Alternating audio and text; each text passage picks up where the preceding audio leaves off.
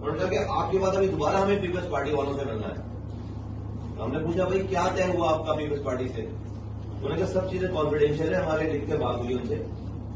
दो चीजें आपको बता देते हैं कॉन्फिडेंशियल होने के बावजूद। एक वो ये कह रहे हैं कि आपका मैंडेट 100% जाली है। हमारा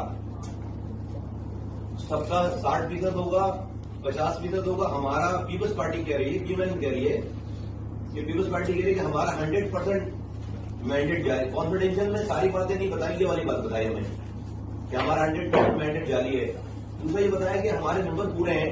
पीपल्स पार्टी वाले कह रहे हैं कि पीएमएलएन और पीपल्स पार्टी मिलाकर नंबर पूरे हैं, तो एमक्यूएम को बाहर निकालने की जरूरत नहीं है। अब ये पता होना चाहिए हमें ना कि भाई हमें कल को हमारी वो बात अगर कोई नहीं सुन रहा, नहीं मानी जा रही, तो पता होगा कि मूड क्या है। ये पता होना, मेरा पहले ही पता होना चाहिए इस वाली बात को सबको। उनके नंबर पूरे हैं, उनके नंबर पूरे हैं और पीपल्स पार्टी का ये सरार है कि भाई एमक्यूएम की जरूरत नहीं है। ये दो बातें उन्होंने हमें पहली मीटिंग में बताई।